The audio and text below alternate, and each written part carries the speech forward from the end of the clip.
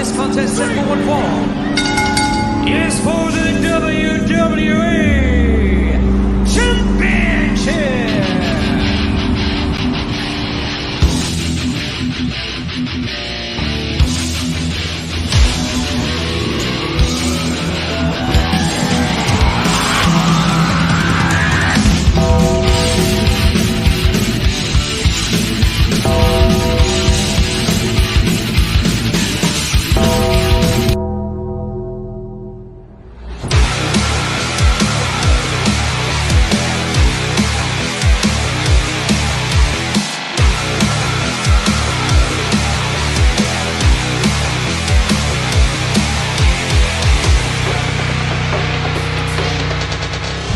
Life moves pretty fast. You don't stop and look around once in a while, you could miss it. Welcome to Around the Turnbuckle. I'm Big Al. That is the Professor. Right there, my partner in crime, and we're joined today by Trent Farrell. What's up, man? Not too much. It is a rainy, crappy day here in Pennsylvania, but we are here with Trent nice Farrell. Behind you. Well, I have trees behind me. Yes, I have, it looks pleasant, but if you could see, if I could turn the phone over that way without screwing everything up, which I probably would, you would see it's pouring rain over there. I did do a sound test before this thing, and the professor assured me, you guys can hear my big mouth over the rain. Mm-hmm. I would confirm that. I don't hear any rain, and I definitely hear your big mouth. There you go. Awesome. Excellent. So, we have a comment here already from Big Dave Motorman, who's at every SWO show, and that is, it's live with Trent. Oh, yeah. Time to see his booming SWO smile. LOL. I guess that's being sarcastic. Little sarcasm there. I don't do a whole lot of smiling there. Not that I've ever noticed, no. Yeah. You seem to have that infamous scowl, don't you? That infamous, you come out and you don't even have to say or do anything. You just kind of look around the room at the SWO faithful with that look. It's natural. That judgment, that disgust. It's so angry. Yeah. I've worked on that rather naturally throughout my life. A lot of people have earned that look. And it's easy to default back to. Awesome. All right, well, let's start at the beginning, man. Some time ago, you got involved with the wrestling business. It's in your blood. You must love it somehow, somewhere. It started. So how did that all start for you? And where did you start dipping your feet in to the wrestling business in the first place? All right. I'm trying to figure out how far back to go. Yeah, you realize you're on camera. So I grew up in the era of the court cases and things like that essentially killed kayfabe in a large way. And so as I was coming up, like, I heard all the time about how fake wrestling was. Like, that's all most people were talking about. So I didn't get into it as a kid. It wasn't until high school when my younger brother got into it. He's watching it, and we're only 2 years apart.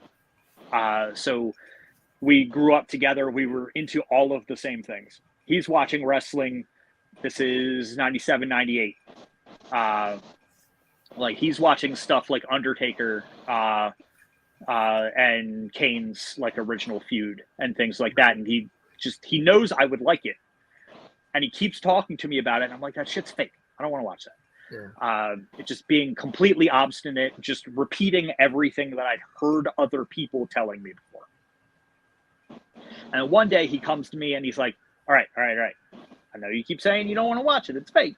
But there's midgets. And the curiosity got the better of me. I was like, all right, let me just check this. And so it was one of those Spanish language WWF shows from around that time. And it was 4 little people luchadors flipping all over the place. Very much not what I had come to expect wrestling to be, because at that point my only experience with wrestling was like random episodes of Married with Children in which a big hairy guy in underwear was throwing around Al Bundy. And like, so that's what I was expecting. And then there's these little guys just flipping all over the place. I was like, well, that was actually like really acrobatic, really fun to watch. I'm gonna go back in my room now. And that was it as far as I thought. And then a couple days later, he comes back to me. He's like, come on out here and watch some more wrestling. And I was like, look, I told you, I only watched it for the novelty value of the match you were trying to get me to watch last time. And then he was like, but there's full-size people doing the same kind of stuff they were doing. I'm like, all right, I guess that's worth checking out. And I went out there, and it was a tag match, WCW, Chris Jericho and Eddie Guerrero against Chris Benoit and Dean Malenko, and I was hooked from then on. I couldn't stop watching after that. I mean, we immediately started like getting into all the video games and stuff like that. I was already getting him to save money with me to buy a Nintendo 64 so that I could play Ocarina of Time, which I had already bought at that point, even though we didn't have the N64 yet. Which meant that once we got that, we already had the best system to play wrestling games on, because the best wrestling games ever to be created are still on Nintendo 64. So we started getting those games, got really into like making our own characters on there and things like that. And then by messing around in the create a character, we're seeing the animations even more than you would in gameplay. No camera angle changes or anything like that. We're just seeing how these things are done, at least how they're animated. And we're some dumb kids. We go outside and we start doing these things to each other, slamming each other around and stuff. Fast forward a couple of years, I was a mall rat for about a year at this mall near me. I guess maybe more like 2 or 3. I met a guy, Ray. Me and Ray went to a nightclub after we were done hanging out at the mall one day, and I met some other friends of his there, and they were talking about wrestling, not just watching it, but doing it. They were making references to like the shows they did and the ring that they wrestled in. And this piqued my interest. I was like, what are you guys talking about? And it turned out that his friend Lee had purchased an old ring from an indie promotion. I can't remember the exact detail of whether that indie promotion was going under, so they were just getting rid of the ring, or if they had gotten a new one, so this was their old one. But these guys had a ring. And one of their guys was a previous indie wrestler who wasn't working anymore, but went there and wrestled and basically taught them just enough basics not to die. Very important. I thought so. That seemed like a selling point. Mm-hmm. So at this point, I'd only ever seen stuff on TV. I'd never been to an indie show. I didn't even know what the local promotions were or anything like that. So my only concept of wrestling was that Rey Mysterio's 5 feet tall and everyone else is 7.5 feet. And so I didn't think there was a place for me unless I was as athletic as Rey Mysterio, which I'm not, because no one is, because he's a freak. So I didn't think I'd ever be able to do it. I hear about these guys goofing around in Lee's backyard, putting on these backyard shows, and I think to myself, like, this is the closest I'm ever going to get. I want to try it out. So I do that for about 2 years or so. At which point, Lee has a falling out with his brother, Chris, who was also a major part of his backyard thing. There were only a few of us, maybe 8 total or something like that. So all of us worked multiple gimmicks in order to be able to do a full show. So losing even one person meant losing like 3 to 4 characters. And then Chris being Lee's brother, Lee being the one who bought the ring and runs everything. Like, obviously Chris not only was playing a bunch of characters, but were like central characters to a lot of the things. He'd been there the entire time. So his his gimmicks were entrenched in things. So without him, that really hurt the show. And Lee just decided he didn't want to do it anymore. So he just shut this backyard promotion down. And so at this point, I'd been doing what I thought was wrestling for 2 years, once a week, and all of a sudden it was taken away. And I was like, I don't want to lose this. Like I had really come to enjoy what I was doing. And so that is when I looked into wrestling schools. I was like, look, even if I got to go in and just be the Spike Dudley, just the tiny little scrawny kid who's just getting thrown around and bumping and dying all the time, I'd rather do that than not do anything. So looking into it, there was one. I had a bike at the time. It took me about a half an hour to ride there on a bike. So a friend of my family had passed away, leaving some money to me and my siblings. I took my money down to the wrestling school, paid off wrestling training. Started training. That was at MEWF back in 2001, 2002. And I was there long enough to get into a student battle royal. There were two of us that they decided were trained enough to get regular spots on the show, so they wanted to debut them in a battle royal. Everybody else was at least trained well enough to give some strikes and get thrown out of the ring. So we went out there, we did that. That was the first show I was ever on. That was back in 2002. Shortly after that, we were having money troubles at home. I still lived with my father. Did not have a job at the time, so I wasn't contributing any money towards bills and things like that. I really needed to double down on that, and I was really spending all of my time at the wrestling school. So I basically said to myself, like, okay, I need to go worry about that, get that sorted, and then I can work wrestling school back into my schedule. In hindsight, I probably should have just cut back on the amount I was going to the wrestling school and, use the rest of the time for job hunting. But I don't make good decisions like that. So I worried about job hunting. And by the time I was really ready to try to go back, I found out that MEWF had closed. There just was no MEWF anymore. At the time, MCW, which is definitely a big mainstay here in Maryland, they had merged with MEWF, and then MEWF folded.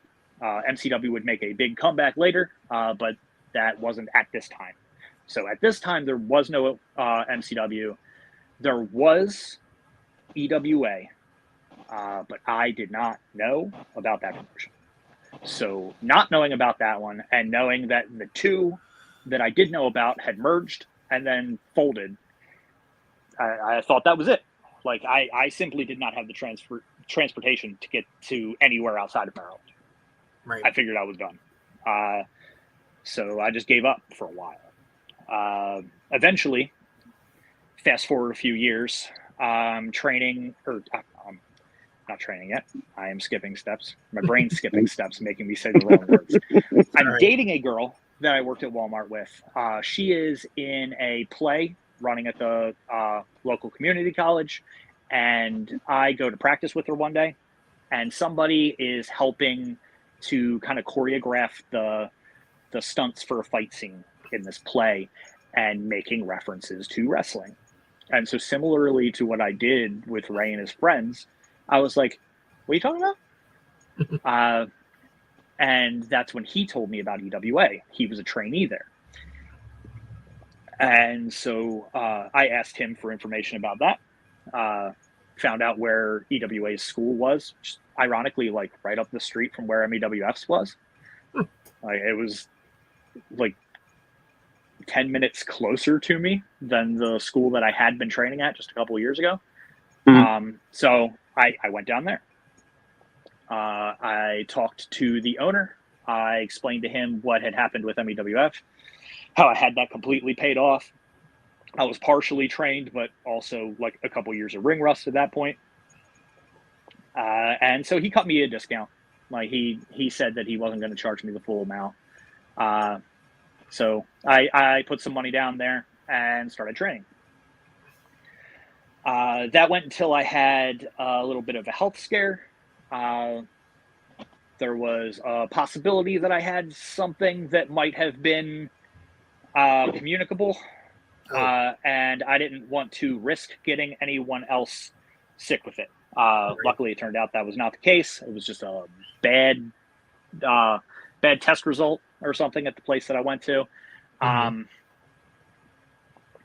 But I had stopped training at that point for a little bit. And during the time while I was waiting to get that whole test result thing sorted out, I had all of my roommates move out on me. I was living with 4 other people, splitting the bills 4 ways in order to be able to get by at that point. We were renting a house, so rent was pretty decently high, and like I couldn't really handle the bills by myself. So I was falling behind as it was. I definitely couldn't afford to pay for wrestling school, so I just didn't go back. This is something I've jokingly referred to as the Trent Farrell path into wrestling. This stop and start nonsense that I did in my my training period. So a couple years later after that, my sister's husband had her ask me if he paid for me to train again, would I go back? And so I just looked at her and I was like, the only reason I'm not training right now is because I can't afford it. Like, if he wants to pay for it, absolutely, I'm in. And so the 2 of us started training. At this point, EWA had moved locations, started training at this this other school. We're going maybe for a month, up to 2. Only 1 actual show had happened during this period while I was there training. I remember that before I left the first time, it seemed like I had some heat with one of the trainers. I didn't know why. I just knew that he was real quick. Language for the show. Should I No, censor go ahead. myself? Yeah, Okay. we're rated adult and all that. All right. I just wanted to make sure my my mouth goes towards sailor naturally, so I didn't know if I needed to censor myself. He's been a real dick to me. And one of the last times that I went, and one of the reasons why I was concerned about giving something to other people, potentially, he clotheslined me so hard in the throat, like not in the upper chest where you're supposed to aim, but like right in my throat, that I was in the bathroom coughing up blood. Jesus. And you're And pretty he's been a sure bit of a dick intentionally, right? He didn't just miss. He was aiming for the throat. He had been a jerk to me in smaller ways leading up to this that I was pretty convinced that that was on purpose. I don't know that for sure. I've never asked him. We're cool now. I don't feel like bringing it up. Yeah, but I suspected that that was on purpose. And if that was going to continue to happen, I'm going to be coughing up blood on occasion. It wasn't worth the risk of potentially getting anybody sick. right. So that was actually part of the reason why I'd left. And the one show while we were back, I was trying to shake everybody's hand on my way out after helping break everything down. And he was just no-selling me altogether. And I just stood there and cleared my throat, called his name, got his attention. He shook my hand, and we've pretty much been cool ever since. Like, I don't know if it was that I was willing to deal with being ignored for that long and then like still waiting. I don't know if that was some kind of test he was doing or something that I passed in his eyes, but we were cool after that. But then my sister got pregnant again, and her husband decided that he didn't want to train at that point. He was just going to basically help her out while she was pregnant, and he was how I was paying for it. So now I didn't have anybody to pay for wrestling training anymore, so I had to stop going. This the first time that it just kind of wasn't my choice. So fast forward another couple of years. I'm living at a new place. I've got my youngest brother staying with me. he kind of bounced around between me and his other older siblings for a couple years, with each of us kind of taking turns taking care of him for a couple years. And this was the 1 year that I was able to claim him on my taxes. Biggest tax return I've ever seen because of that. Yeah. I don't have any dependents normally, so I don't get tax returns like that normally. But when I saw the amount of money I got, I immediately called up the owner of EWA and was like, I want to pay you off completely what I owe right here, right now, so I don't have to ever worry about dropping out due to not being able to pay anymore. Mm-hmm. And so that was what I spent the lion's share of that one. I threw that there, set some aside to catch up on some bills. I bought my brother and I each guitars and amps, and went clothes shopping for the both of us. Got my first good cell phone then too. So that was the last time I went into training. This time it's paid off. Hey, Brana. This was all paid off, so I didn't have to worry about dropping out. I'm in at this point. Wrestling training had been on my mind a little bit leading up to this, because I found out that my original trainer passed away. I don't know the details because I hadn't seen him since MWF folded, but he had a bout of mental health issues and lost himself to suicidal ideations and was gone. And that made me, I don't know, it kind of sucks that it took something like that to light a fire under my ass, but the thought that that he wasn't going to get to see me actually make it drove me to really want to double down on that again. Right. Like it upset me because he seemed to really give a shit while I was there. Like he was trying to work with me to figure out what kind of moveset and things like that would be good for me, and like he really did seem to care. So the fact that he was never going to get to see something like that, like he never got a chance to see me do anything other than a battle royal after putting like direct work into getting me ready, like that sucked. So at EWA at this point, I train, and 2010, I think it was November, get my first match on just a show at the school. They would run these occasional shows there, free shows. They would advertise them as free practice sessions because technically the athletic commission does not give a shit. As long as you call it a show, they are going to want their money. Yep. Right. So I debuted on that. That was my first full singles match, and then wouldn't have something else till around summer the next year. Continued to train throughout that. Summer the next year, I debut with EWA, and that's pretty much how I got in. Since then, I have not taken any breaks. No more unintentional sabbaticals. No more like, well, I need to go get a job, worry about this and that, and like I haven't had anything take me away from the business since then. What a road. Yeah. What a road to get to where you are now. Wow. I've messed with a friend of mine, my friend Milton, who was there at EWA training alongside me, there and gone, like the same shit I had been doing. And I was like, don't go the Trent Farrell path to this. Like, get in while you're still younger. Like he's incredibly talented. He is working now. He's great.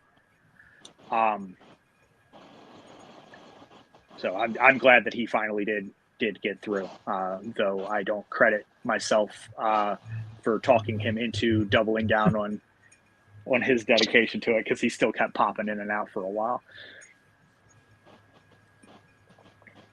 Dude, your road, as Keith just said, he said, what a road. I mean, to me, listening to that story from beginning to now, to where you are now, it just shows me your passion for professional wrestling. Yeah. Because a lot of other guys would have quit by now. Yep. You had setback after setback after setback, and you were like, no, I want to do this. However, whatever it takes, whatever I got to do, I want to do this. And that can't be taught. That is something that's either you have inside you or you don't. Mm-hmm. And you have that was what got me in the first place, because I did that backyard stuff, and like when it got taken away, I was like, I don't know, I don't want to stop doing this. Yeah. And like again, I was expecting everyone to be huge. I was expecting everyone to be like Hulk Hogan size and shit like that. And I walked into Yeah. I walk into an indie school, and like there were a lot more people closer to my size than there were to like most TV wrestler sizes. And I was like, oh, okay, this isn't as overwhelming or unbalanced as I was expecting. Yeah. Me, Mark Mess says, hi guys, how's everyone? Hey Mark, I'm good. It's good seeing you a couple weeks back. It was great having him there at an SWO show. So speaking of SWO, man, when did you get involved with them? It would have been 2012, I think. I think a year after I really got in, because my first feud after I got in at EWA led to me winning their Cruiserweight Championship, which I held for, I don't know, a while, not quite a year, I don't think. But close to that, to the point where the next year I had one of my biggest matches defending that, and I remember having a discussion with the booker of SWO at the time, letting me know that like they were not going to be kind of starting me off at that level. Like they just met me, so they were worried that maybe there was a little bit of ego if I'd been holding a belt for this long and it just worked a name. And so they were like, so you know, you're gonna start here, and we're gonna see where you fit and stuff like that. Mm-hmm. There was another place, GBW, where a bunch of my friends worked. And so me and my roommate were going to these shows consistently over and over and over again, helping out, trying to earn a spot on the roster. And finally, this one show, that happened. So we debuted there as a tag team, and we have our match. I'm back in the locker room. I'm changing. I check Facebook, and I have a message from one of my oldest friends in the business, Blood. I'm not sure if you guys were attending SWO when he was still around.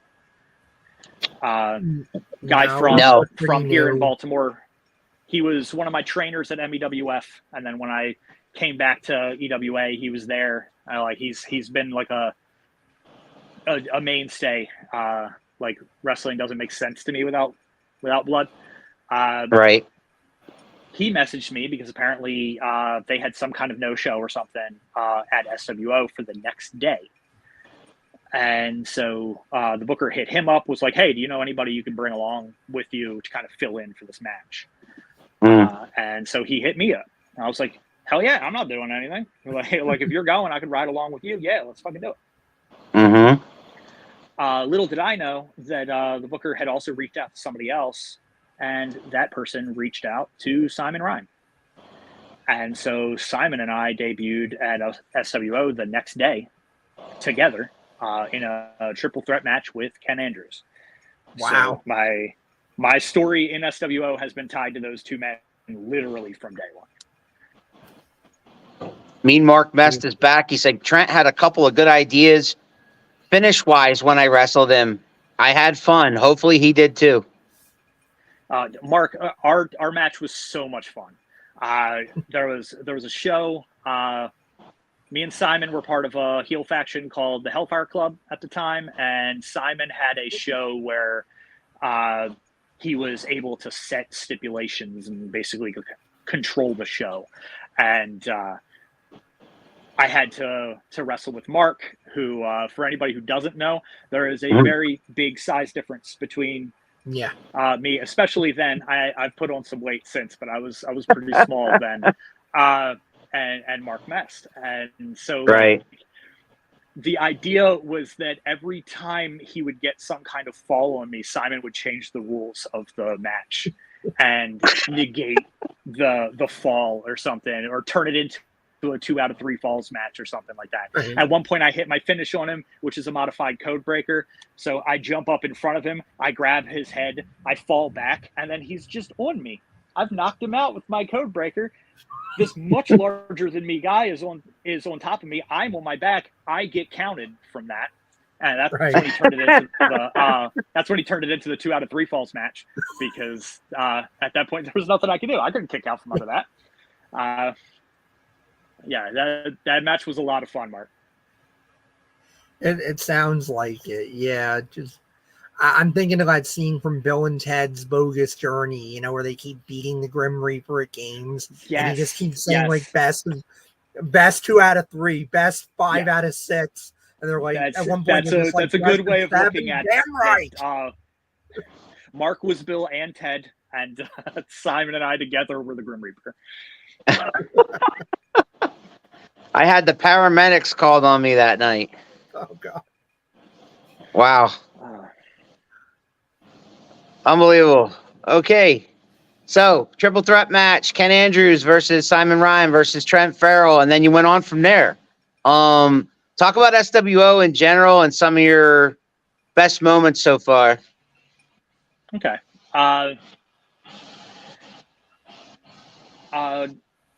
So there was, I kind of got set into the cruiserweight division there when I got there.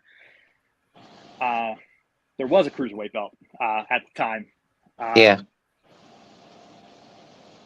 So that pretty quickly led into a feud with a guy named Robert Paulson, who was the champion at the time. He had to no-show a couple shows, which led to him having to drop the belt. Then they wanted to put it on me. So I think it was a triple threat match that I had. It was kind of a weird gimmick. It was something where, like, everybody but the winner had to be down at the same time. So we handcuffed one guy, and then the other guy ate my finish, and that was how I got the cruiserweight belt. Did they employ Vince Russo at the time? That's almost like a Vince Russo idea. It was got to be down, but the winner, and then he's got to be in a box in a full moon in February. It's great. 10 rings. Yeah, I was not involved in any way with coming up with any of that. I was just responsible for making sense out of it in the ring.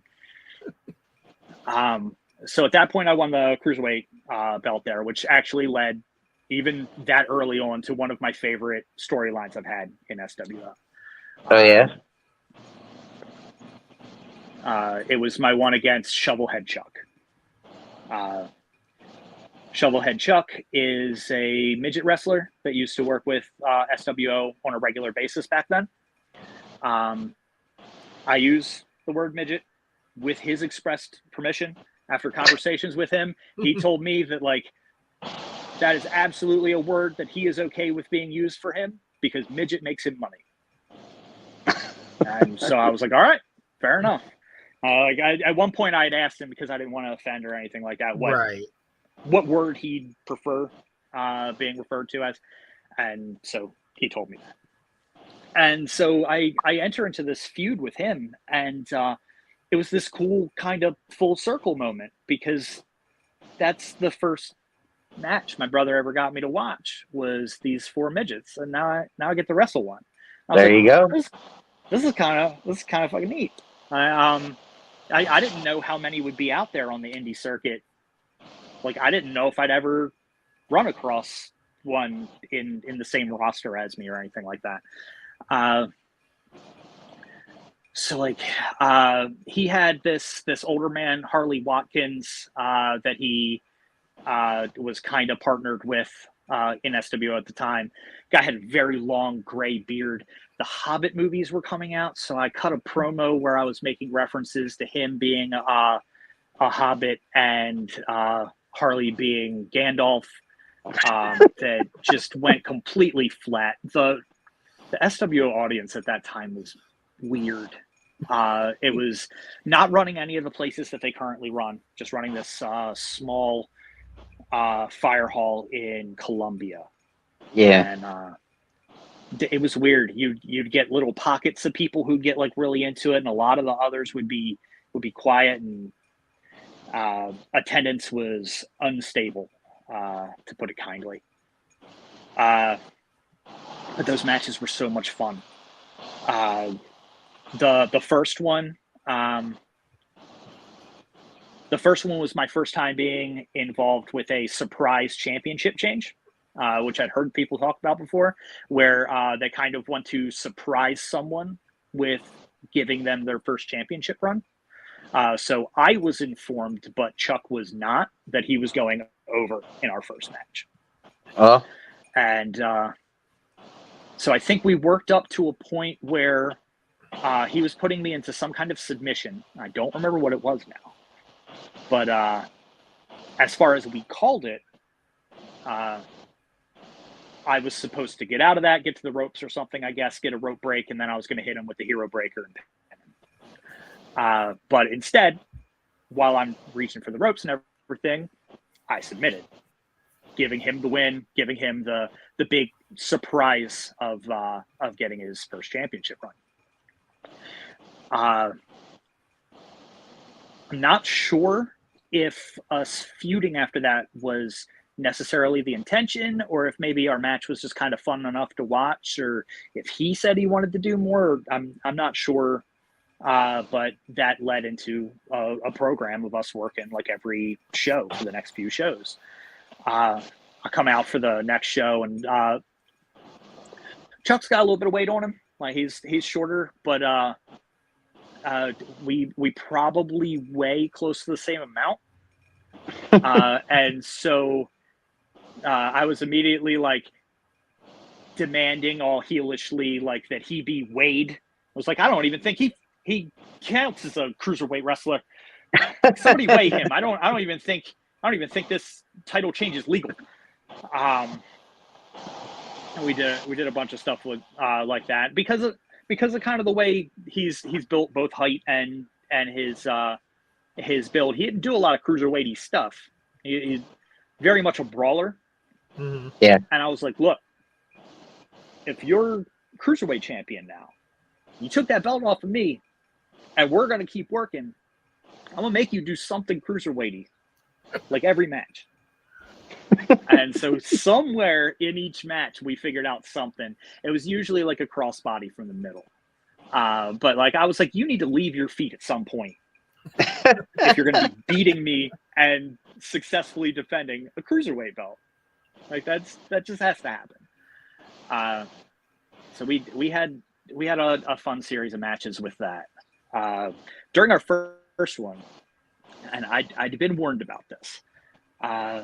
My friend Brian had refereed one of Chuck's matches, and after Chuck won and he raised Chuck's hand, he thought it would be funny if he just kind of like, instead of just holding his hand up, he just holds the midget up.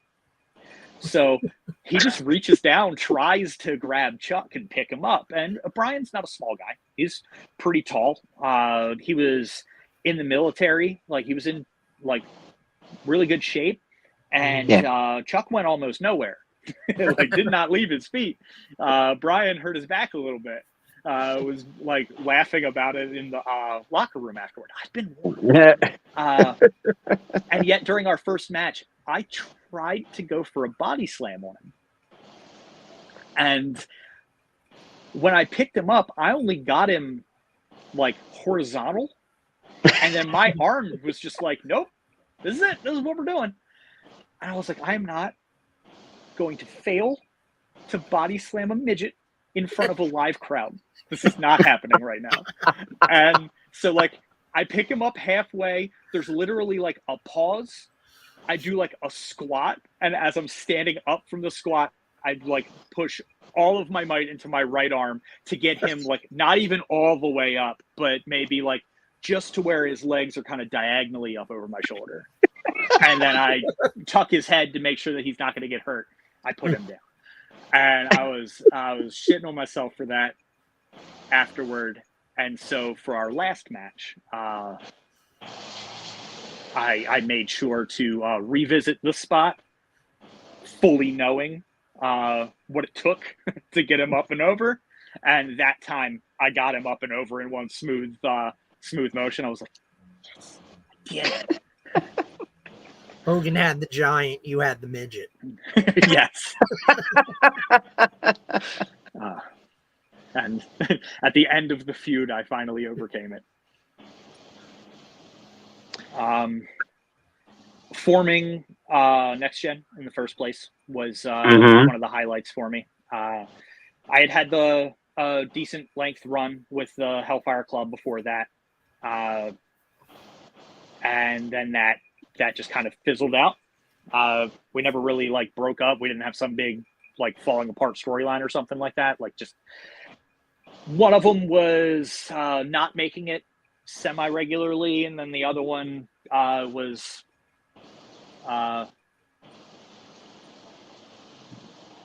retiring. So it was just me and Simon left.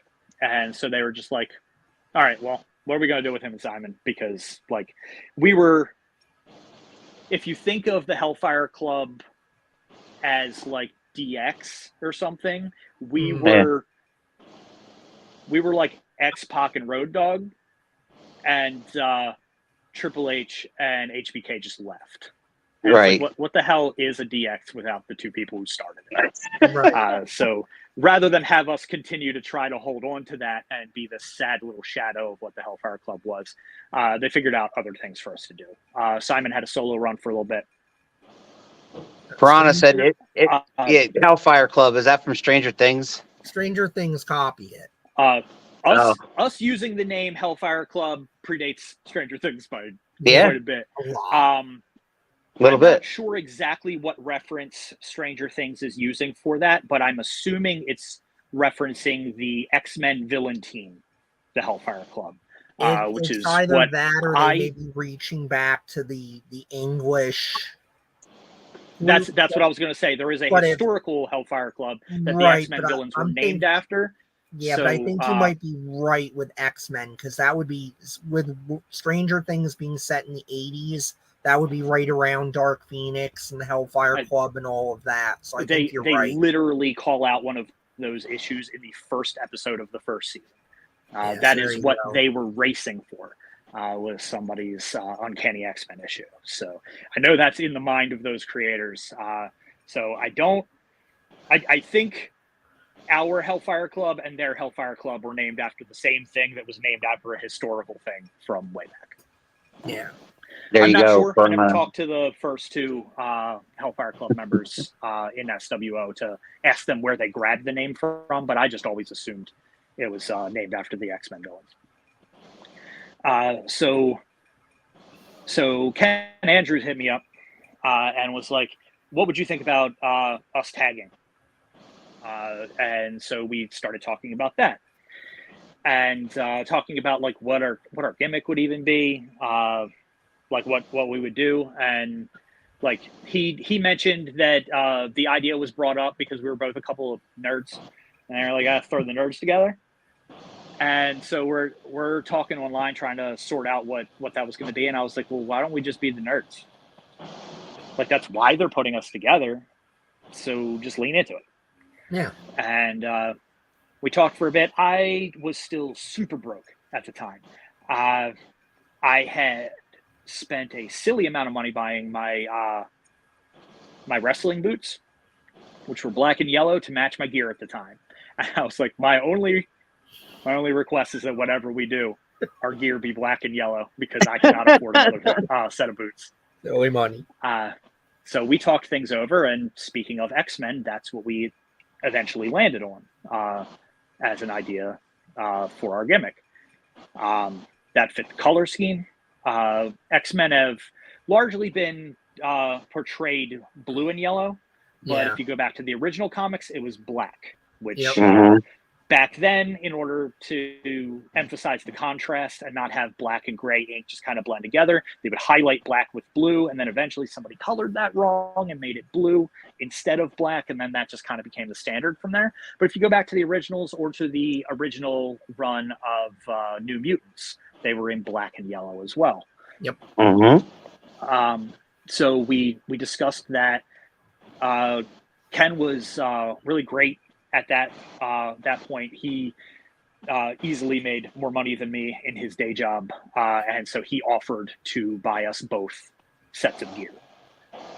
He got his patterned after Cannonball from the New Mutants, who is a character that he likes a lot, and I had mine patterned mostly after Havoc, Cyclops' brother, in his outfit from the 90s X Factor run.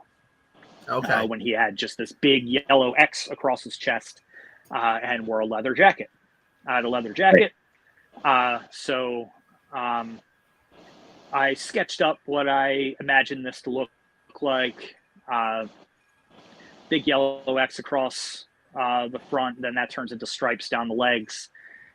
Sleeveless, because I spent too much money on my tattoos to cover them up. And then use my leather jacket for entrance attire. That way I get the kind of Havoc, 90s Havoc look I'm going for on the way down to the ring. And then I take that off and my tattoos are showing and whatnot during matches. So we get that gear. That's, I think we worked in whatever gear we had for a couple shows till that showed up. And then that was essentially how Next Gen started. At the time, I was working in a few more places than I am now. Things have really settled for me at this point, and I'm getting older, and I'm not getting any better. I'm not trying to push myself into new places right now, but at the time I was. So there were a few scheduling conflicts where SWO ran regularly every month. If I missed one SWO show, that doesn't hurt our momentum as much. There was a place up in New York that was using me. They only ran 4 to 5 times a year. So you miss one of their shows and you're absent from these fans' minds for a while. Right. And the tag team I was wrestling in up there, we were undefeated. We were getting pushed really hard. We were over with that crowd. They loved us. And I really didn't want to hurt our momentum there. And so there were a couple of shows where I prioritized the New York show over the SWO one, simply because I figured we could recover in SWO easier than I could recover up in SWA in New York. Right. And during one of those shows, rather than have Ken do something singles, they tagged him with Simon. And that worked really well with him as a replacement plug-in Next Gen member. And so at that point, we became a trio instead of just the two of us. Then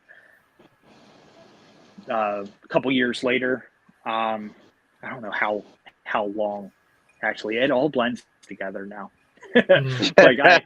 I'll get Facebook memories sometimes of shows that I swore were more recent than this, but it's still just me and Ken.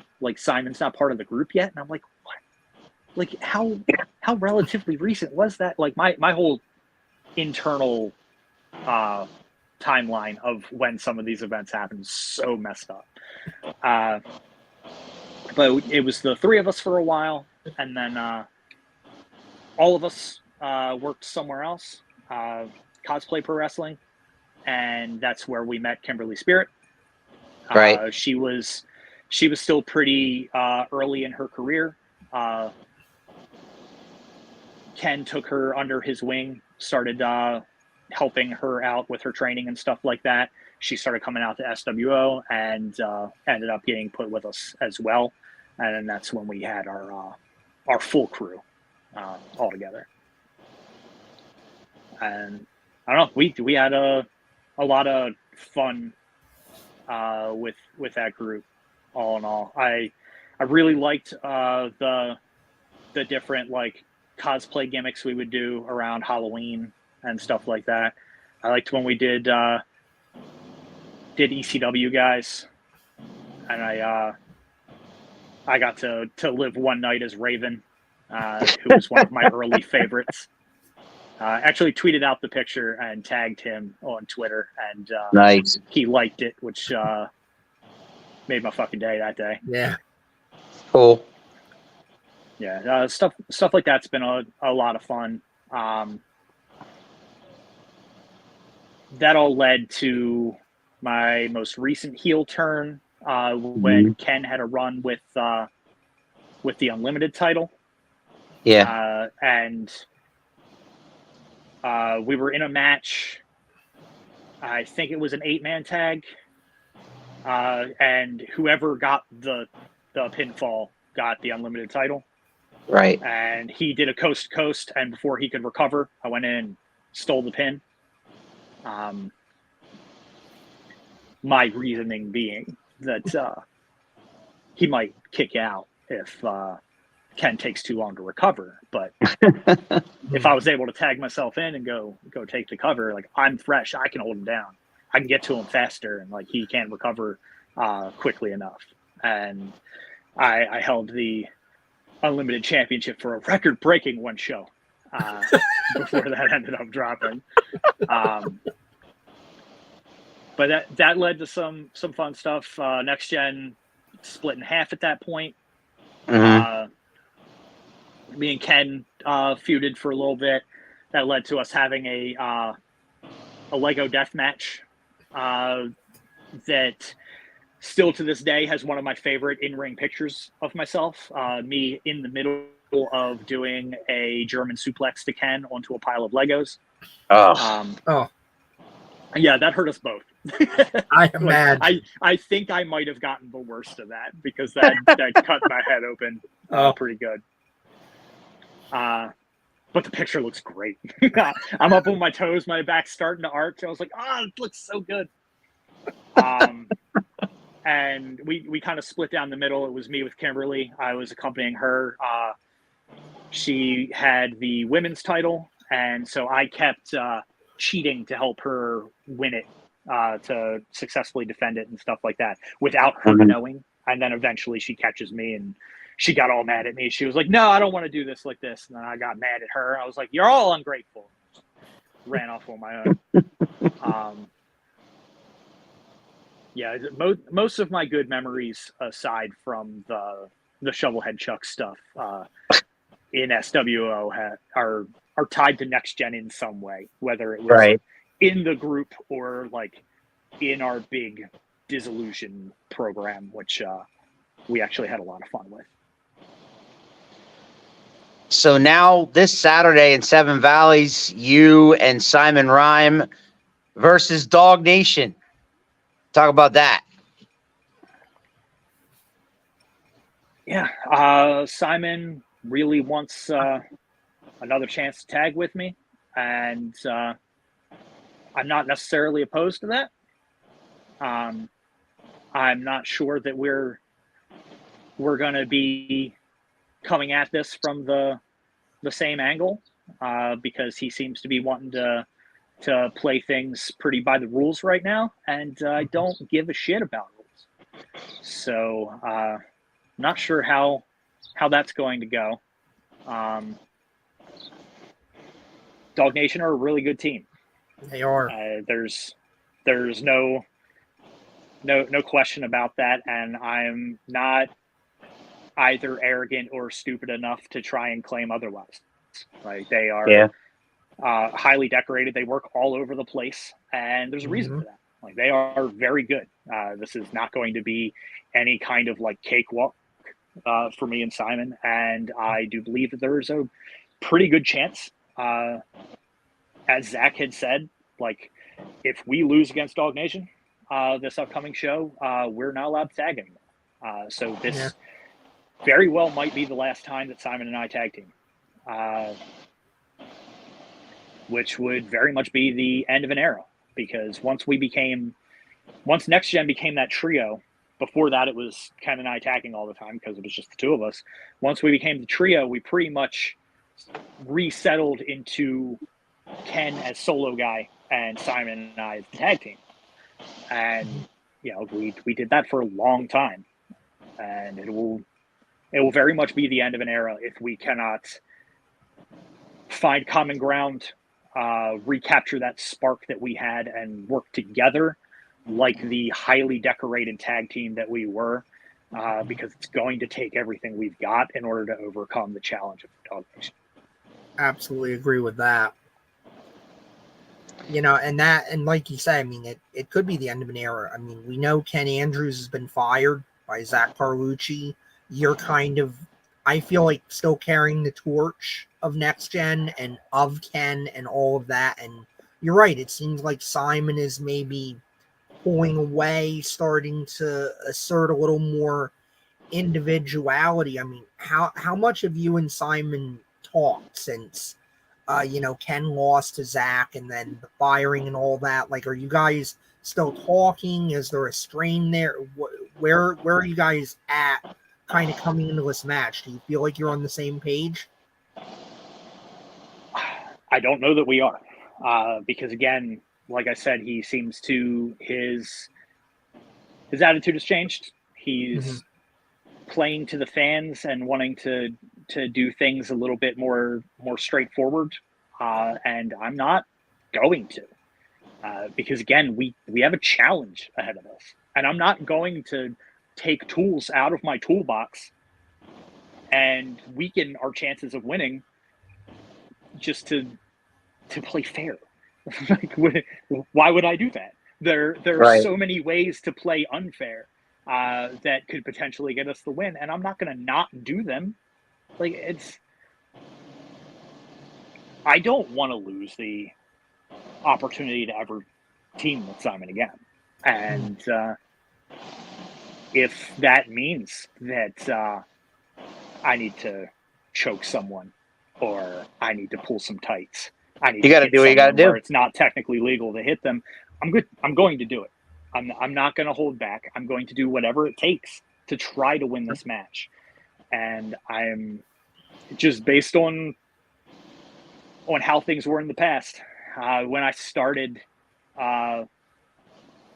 along this path in the first place, like I was saying, when I won the Unlimited Championship from Ken, they didn't like the cavalier attitude I had towards obeying rules. So I'm not sure where Simon's head is right now. I don't know how he's going to take it if I see an opportunity for something like this and take it.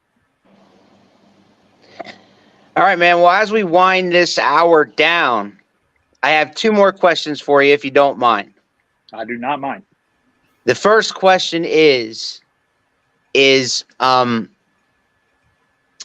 what does the future hold for Trent Farrell in your mind? The future. We're talking about the present right now. You got a match with Dog Nation on Saturday in Seven Valleys. We all know that, but huge match. In your mind, what does the future hold for Trent Farrell? I don't entirely know.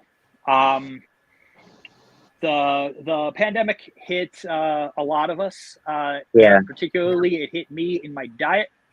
I had gotten in some of the best shape of my career before that, and just having fewer food options in general, with a lot of places closed and things like that, and just kind of eating comfort foods to just kind of get through the stress of a lot of that stuff. I've put a fair bit of weight back on. I want to get back in better shape. I'm 41 years old. I don't know how much longer I'm going to be able to do this. I don't want to be one of the people who keeps going until their ability to work is just this sad echo of what it once was. I want to keep doing this as long as I can. Yeah. And I feel like I need to get myself in better shape again in order to allow for that. I do feel like I'm due for a reinvention of some sort, which I'd like to kind of do alongside that. Perhaps that can be at Simon's side if we win this weekend, and if not, maybe I'll try and reinvent myself solo again, which as far as SWO is concerned, it's been a long time since I've had any kind of lengthy solo run. They haven't seen a real solo Trent Farrell in a long time, so that might be my focus going forward. And the last question I have for you, is there anyone that you have never worked with or have never fought in the ring that you want to do it at least once before it's all said and done? I mean, are we talking pie in the sky, completely unrealistic? No. Well, I mean, or are we talking someone that might actually be affordable, like to potentially bring in at some point? Probably the latter. I mean, because okay. I know, we used to do, Keith and I used to do a dream match sequence, and I don't like to do that anymore. And the reason why is because 9 times out of 10, their answer is probably unreachable.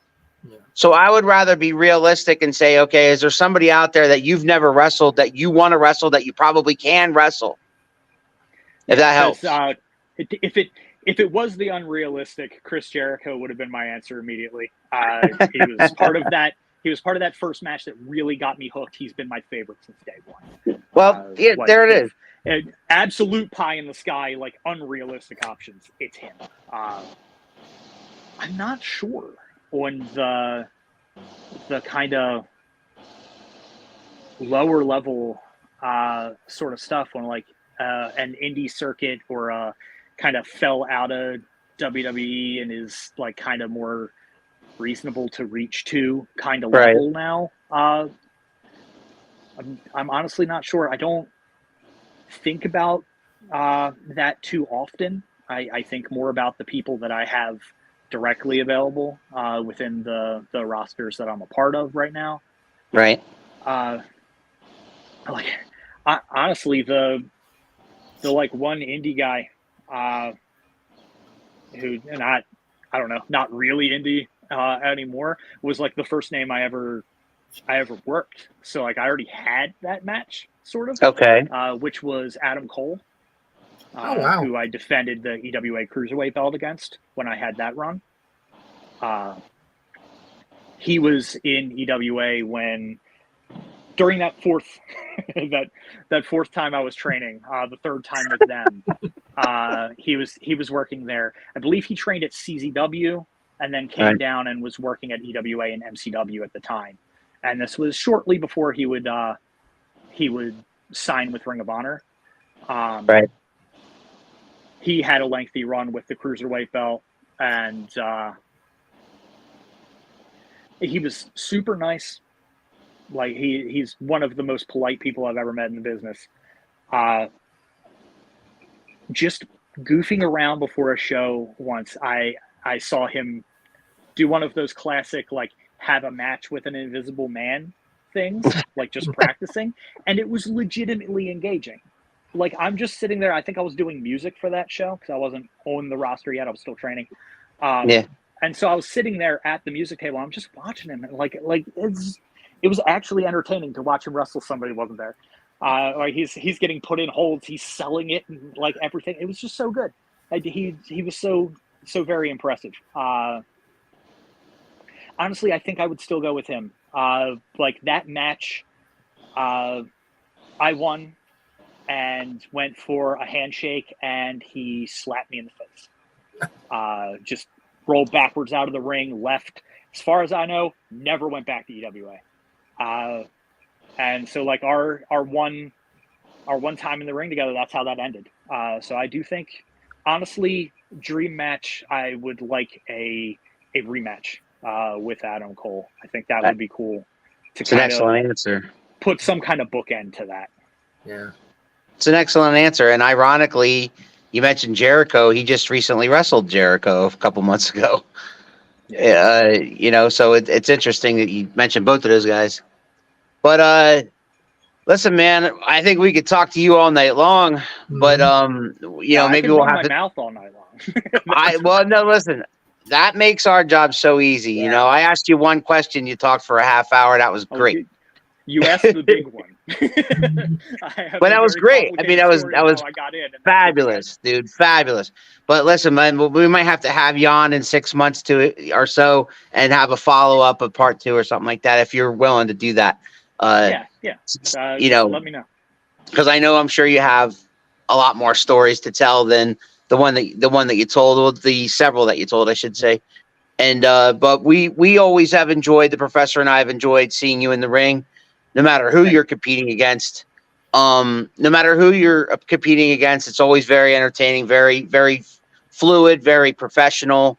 Obviously, you came and left the business a bunch of times, but I love that you're still here, you're still with us, you're still doing this because you love it. And you realistically, you said your age before, you realistically are like, I don't want to do this to where it takes away from the product. That's important because I know a lot of guys can't stop, when they get 45 or 50 or 55, they can't stop. No matter how good shape they're in or bad shape they're in, it doesn't matter. They get that in their head. They just can't stop doing it. It's a drug. So I'm glad you have that mindset. Crossed, I would love to still be doing it 45, 50. Yeah. Like, I hope I can.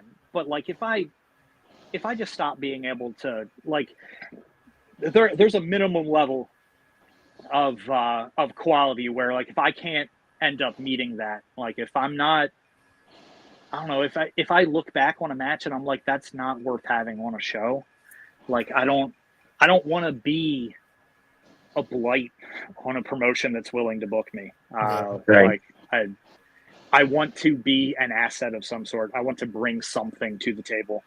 I want to be a positive impact on the product. I don't want to drag something down. Yeah, Taker talked about it. You don't want to be like father and son are at a show and the father's looking at the son and goes, "No, he was really good once upon a time." Like, I remember when he was really good. You don't want to be that guy. Yeah, exactly. All right, man. Well, if you guys want to see this guy in action, he is teaming up with Simon Rhyme, maybe one more time, maybe the last time, we don't know, versus Dog Nation in Seven Valleys. The website and the phone numbers at the bottom of your screen. It's been rolling along this entire hour. Trent Farrell, don't go anywhere when we go off the air. Professor, do you know who is on the hot seat next week on Around the Turnbuckle? Should know. I always get like the schedule. I always get the schedule like a week. It's your show. How do you not know this? Tell him, Trent. Get on him. Yeah, I'm always a week ahead or behind. Do you ask him this question every time? Yes, I do. Well, no, not every time, but for this. If he asks this question, like you should have had this in front of you already. I know. I'm disappointed. It's like I'm throwing him curveball. I'm disappointed. Do I throw him a curveball? Okay. But you're throwing him a familiar curveball. This is a curveball you've thrown before. He should know better. You should know better. Thank you for saying that. All right. Anyway, normally we have wrestlers, we have referees, we have ring announcers, we have promoters. Okay. We've even had WWE Hall of Famers, Professor. But next week we have something a little bit different. We have in the form of a independent wrestler, camera man / video editor / producer of a weekly show in the form of Kurt. Do I say his name right? Roik. That's what I always say. That's what I always say. But Kurt knows we love him. And Kurt, we're going to talk to Kurt about, we're going to dive deep talk about behind the scenes of everything that he goes through to film, edit, work with the wrestlers, where he's got to be, all that cool stuff. Some of the stories he's got, I've heard some, but you guys are going to get to hear some of the stories he's got where he's had some mishaps with the wrestlers, mishaps with the shows. It gets crazy. So we respect what Kurt does. And so God, yes. Kurt makes our bullshit sound good every month. Yes. Month. Yeah. In homage to him, he films all of SWO's video. He films all of 3WA's video. And he also lends himself out to other places. In an homage to him and what he does for the business locally, we are going to have him on Around the Turnbuckle next Sunday to tell some stories and to find out why he loves wrestling. Where did that come from? First question and all that cool stuff. Is how to pronounce his last name. Yeah. Which you guys are not sure. Exactly. It's spelled R-O-I-K, so I'm going to go with Roik. Well, I'm just saying, like, there's no better way to find out than that. He's going to say, oh, and by the way, Big Al, it's Roik.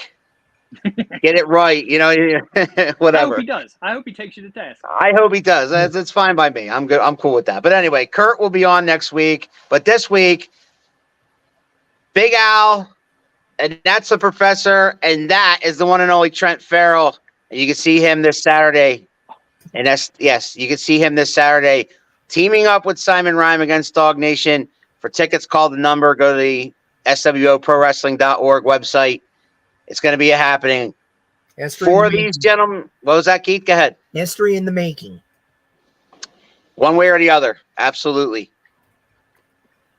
For everybody in this room right now, I'm Big Al. We'll see you guys next time on Around the Turnbuckle. You think you know me? Oh, yeah. If you smile.